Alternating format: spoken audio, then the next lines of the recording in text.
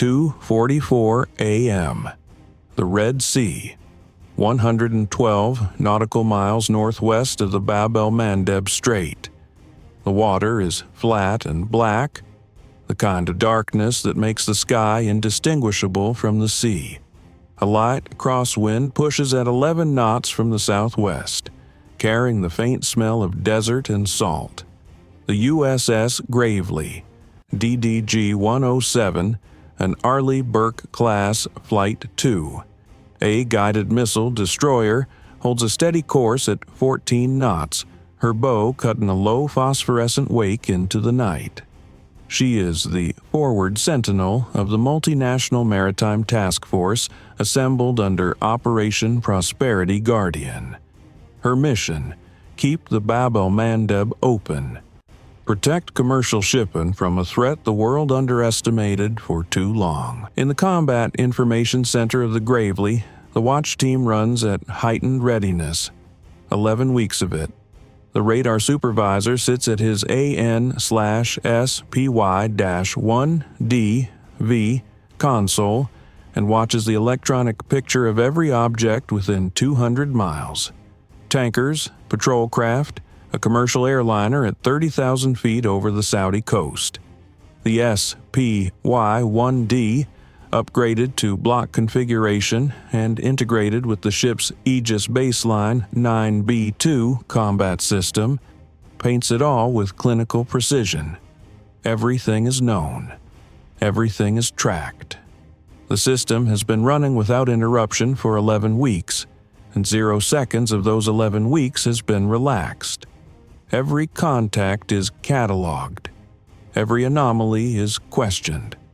The culture aboard the Gravely is one of permanent, disciplined suspicion. Not fear, but the professional vigilance of a crew that understands precisely what is arrayed against them and refuses to give it a single moment of inattention to exploit. At 2:44 a.m., the picture changes. Tau, radar supervisor.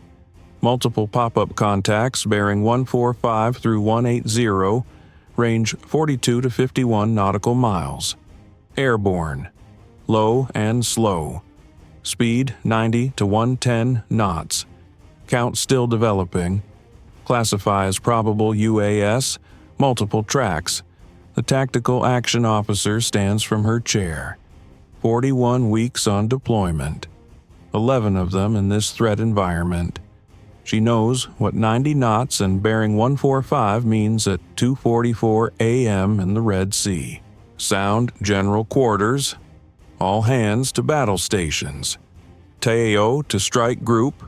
Probable drone swarm inbound. Count still developing. Requesting weapons free. The alarm does not startle the crew of the Gravely. They trained for this. Hatches close. Damage control parties move. Fire control systems come fully online. The Aegis Combat System shifts to active engagement mode in under 8 seconds. At 2:45 a.m., the SPY-1D contact count reaches a number that makes even the most experienced operators pause for exactly 1 second before returning to work.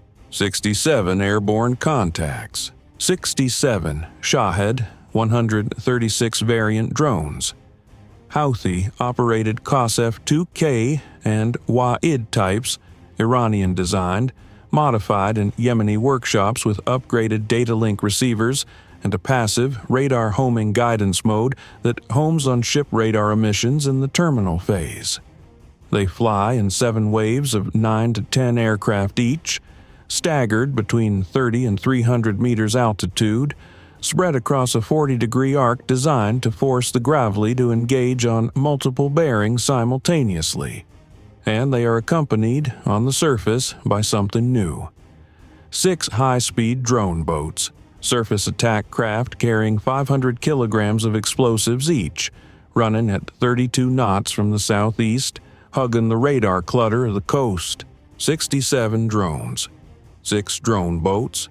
73 total threats. The Houthi commanders in Sana'a believed they had found the formula. They had studied previous American intercept operations.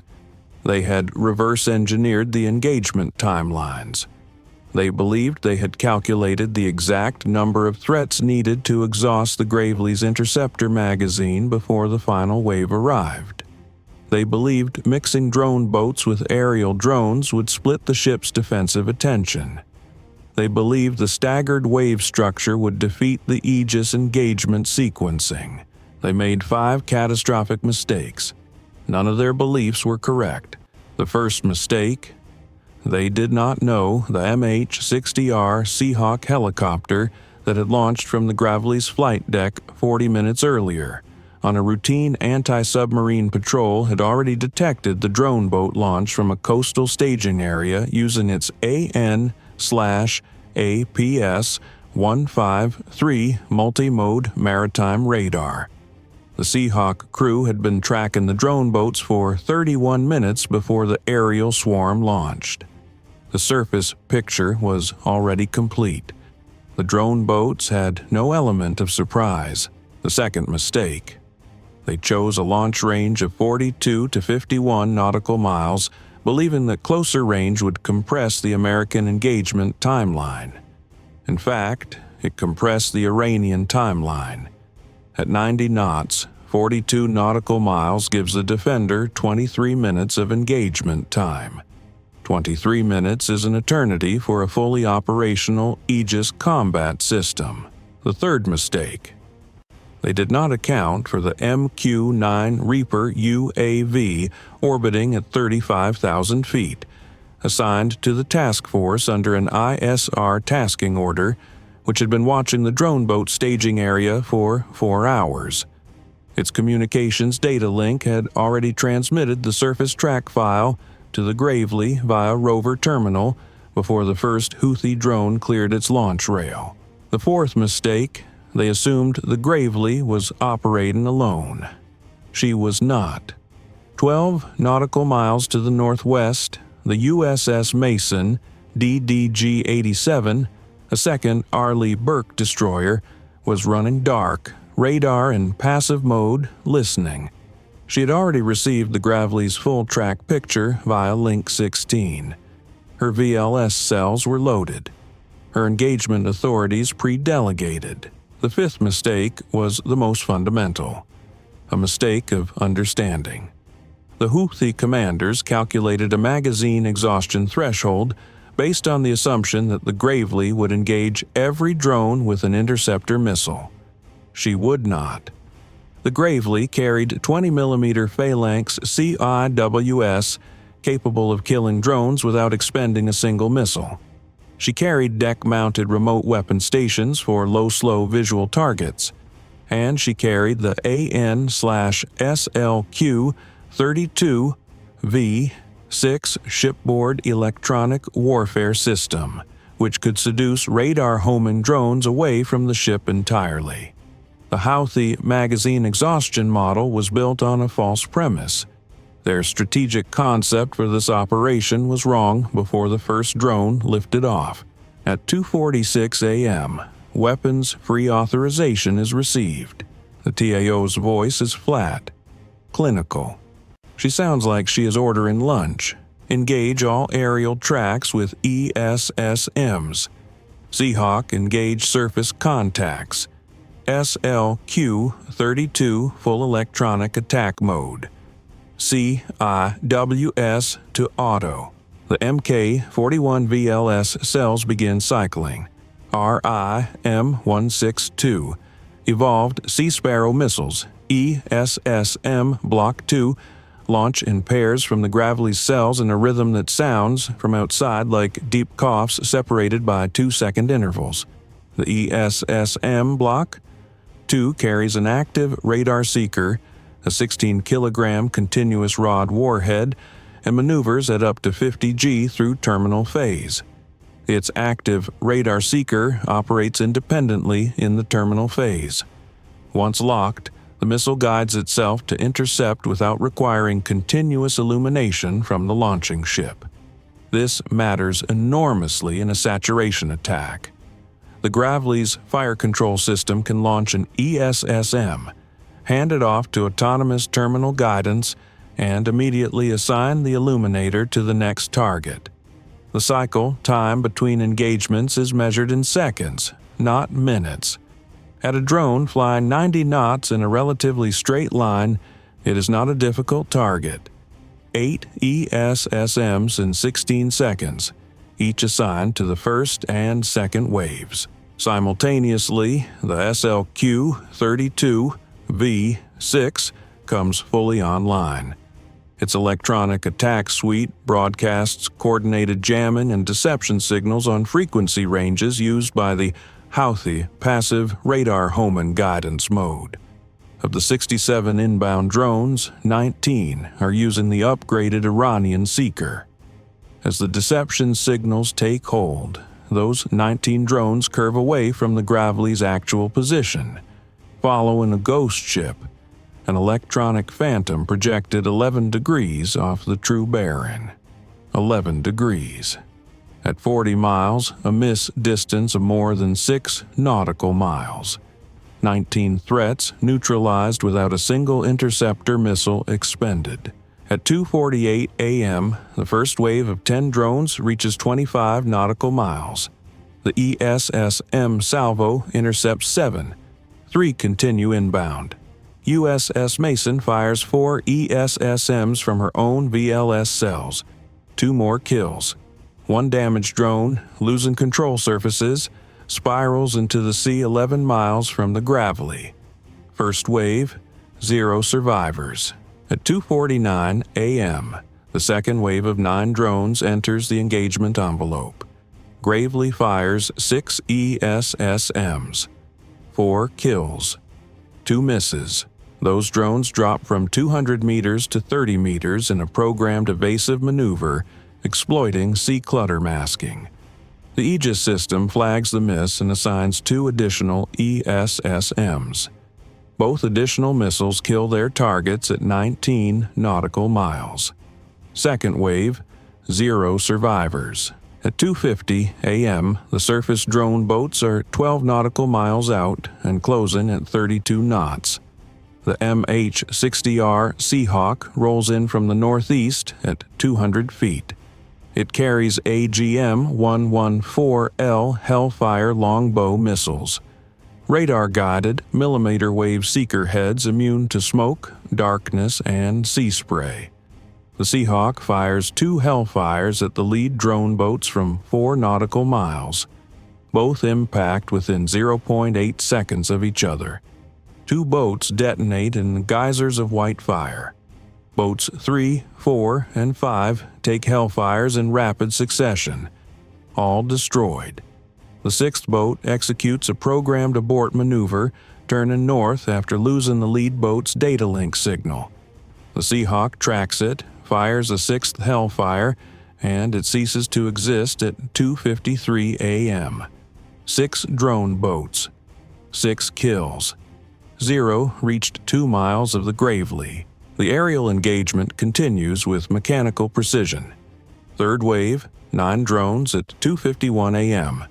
Gravely and USS Mason fire a combined 12 ESSMs. All 9 destroyed between 19 and 11 nautical miles. Fourth wave, 10 drones.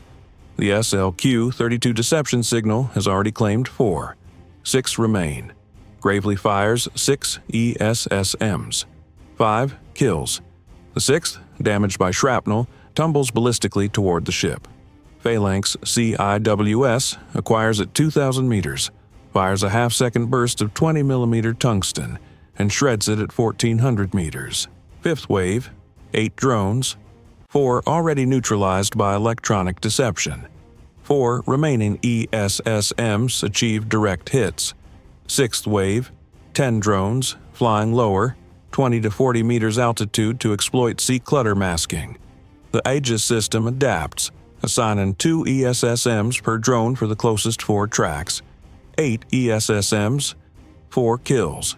6 drones hit minimum ESSM range. Phalanx and deck remote weapon stations open fire simultaneously.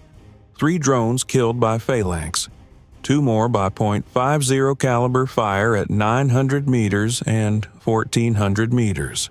The final drone, in a programmed terminal dive toward the Gravely's port waterline, takes a Phalanx burst at 450 meters. It detonates in the air. Fragments strike the hull. No penetration, no casualties, minor paint scoring on the port bow. 7th and final wave. 11 drones.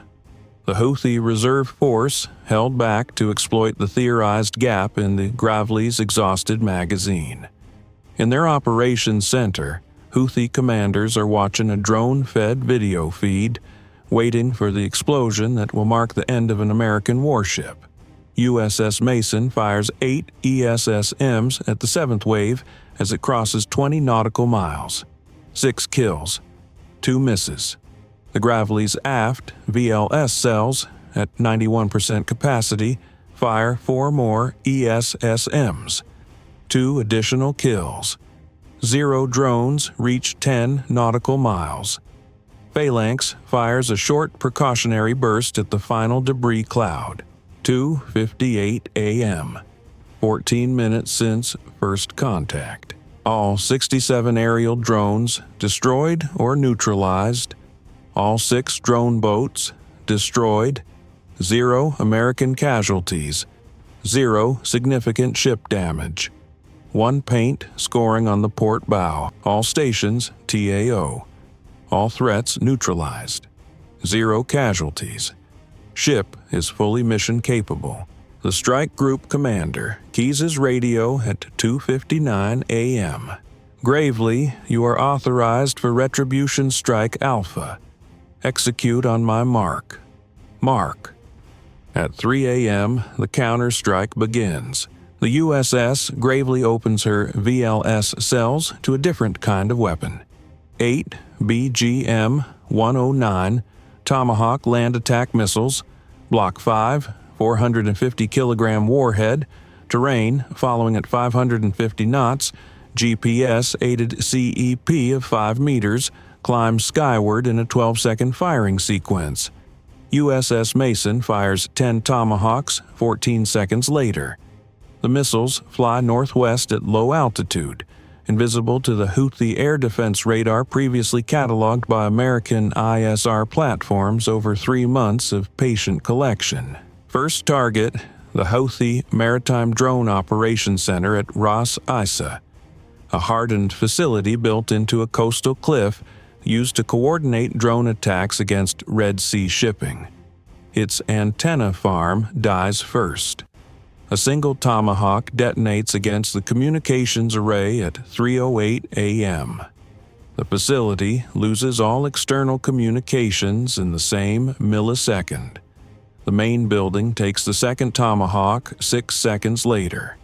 The backup power facility takes the third.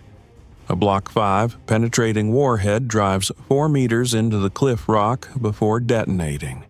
The seismic signature registers on commercial earthquake monitoring networks. Second target, the drone storage and maintenance facility at Al Hudaida Port.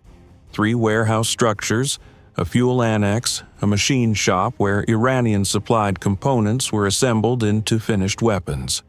5 Tomahawks. The primary drone inventory warehouse takes a dual-mode warhead. Delay-fused penetrator through the roof. Then a fragmentation charge at interior height. The secondary explosion as assembled drone fuel tanks detonate is visible on satellite imagery for days afterward. Third target, the radar and sensor network on the Ras Al Ara Peninsula, which provided targeting data to tonight's drone swarm. 3 radar installations on a coastal ridge. 3 Tomahawks. All 3 destroyed between 3:09 a.m. and 3:11 a.m. The Southern Red Sea Sensor Network, built over months with Iranian technical assistance, is silent in less than 3 minutes. At 3:04 a.m., 12 FA-18E Super Hornets from the USS Dwight D. Eisenhower are already feet dry over Yemen each carrying GBU 38 500-pound JDAMs and AGM-88 HARM anti-radiation missiles. 2 Houthi air surveillance radars tracking the incoming aircraft come offline the moment their operators recognize what inbound harms mean. They come offline too late. The harms seeker has memorized the last known position. Both missiles impact within 4 seconds of the radars going dark. The F/A-18E strike package divides into 4 sections. The first hits the drone boat construction facility south of Al-Hudaydah. Workshops, covered slipways, fuel, and explosive storage. 6 JDAMs. The explosive storage building detonates in a fireball 300 meters wide. The second section strikes the IRGCN advisory compound near Sana'a, command building, communications facility, vehicle park, the location where Iranian Revolutionary Guard Corps Navy technical advisors had been coordinating the upgrade of Houthi maritime strike capabilities. The third section destroys the Houthi SA-2 air defense battery covering the Ras Isa complex. 2 launcher systems, now radar blind, obliterated by 2 GBU-38s. The fourth section executes the final strike of the package. The Houthi communications relay node at Jabal Nu'm, east of Sana'a, which had provided real-time command and control during tonight's attack. 3 towers, 3 JDAMs, 3 craters. The organization's ability to run simultaneous drone, missile, and boat operations in the Red Sea is severely degraded. By 3:18 a.m., all FA-18E aircraft are feet wet, returning to the Eisenhower. No battle damage, no casualties. At 3:22 a.m., 2B, 1B, Lancer bombers flying from Al Udeid Air Base in Qatar execute the final element of the strike. Each carries 24 GBU, 31 2,000-pound JDAMs fused as penetrators, targeted at the Houthi underground missile storage complex at Bani Matar, a tunnel system carved into a mountainside 60 kilometers west of Sana'a, located through 6 months of combined signals intelligence, satellite imagery, and human intelligence collection. The first B-1B walks 24 bombs across the tunnel complex over 11 seconds. The second follows 1 minute and 40 seconds later on a slightly offset track. The mountain shakes. Seismic stations in Riyadh record 2 distinct events. The tunnel complex collapses over approximately 60% of its total length. By 3:35 a.m., 51 minutes after the Houthi swarm launch, the counterstrike is complete. Battle damage assessment, compiled at CENTCOM by 5:30 a.m. integrating Global Hawk imagery, MQ, 9 post-strike reconnaissance, signals intelligence from multiple collection platforms, and the strike package's own aircrew reports, is clinical and complete. Ras Isa Maritime Drone Operations Center, destroyed. All 4 structures neutralized. Communications infrastructure eliminated. Al-Hudaydah Drone Inventory Warehouse, destroyed. Catastrophic secondary detonation confirmed by thermal signature on infrared satellite imagery. Machine shop, destroyed. Fuel annex, destroyed. Ras Al-Ara radar network, all 3 installations destroyed, no emissions detected post-strike. IRGCN advisory compound, command building and communications facility destroyed. Vehicle park neutralized. Drone boat construction facility destroyed, secondary detonation confirmed. Houthi SA-2 battery, both launchers destroyed, fire control radar destroyed. Jabal Nu'm communications relay. All 3 towers destroyed, 0 emissions post-strike. Bani Matar underground missile complex. Approximately 60% to structural collapse, remainder non-operational, Access roads cratered in 4 locations to impede reconstruction. Estimated enemy personnel killed in action, 74 to 112. Estimated additional drone inventory destroyed in storage, 40 to 60 Qasif 2K and Wa'id drones. Estimated drone boat inventory destroyed in construction, 12 additional vessels. Houthi maritime strike capacity in the Red Sea theater, assessed as reduced by 60 to 70%. American losses, 0. At 3:40 a.m., the USS Gravely resumes her patrol course. Her radar sweeps. Her VLS cells are being assessed for reload. The MH-60R is back on deck, refueling. The TAO is writing her after-action report. The paint scoring on the port bow is exactly what it sounds like, a scratch. The Houthi commanders in Sana'a, sitting in the silence of a command network that no longer exists, looking at the ruins of a capability that took 18 months to build and 51 minutes to destroy, have received a lesson that will be studied in every military staff college in the Middle East for a generation. 67 drones and 6 drone boats, the largest single maritime strike operation in Houthi history, years of Iranian technical investment, months of coordination and planning, met the Aegis Combat System and the Gravely's crew for 14 minutes. Then the drones were gone. Then the bases were gone. The mathematics of the encounter are not open to interpretation. You do not attack the United States Navy and survive the consequences. You do not fire 67 drones and 6 boat bombs at a guided missile destroyer and walk away. The retaliation is not measured in hours. It is measured in minutes. And it does not stop until there's nothing left to strike. In the Combat Information Center of the Gravely, the SPY-1D paints the Red Sea with its invisible electronic brush.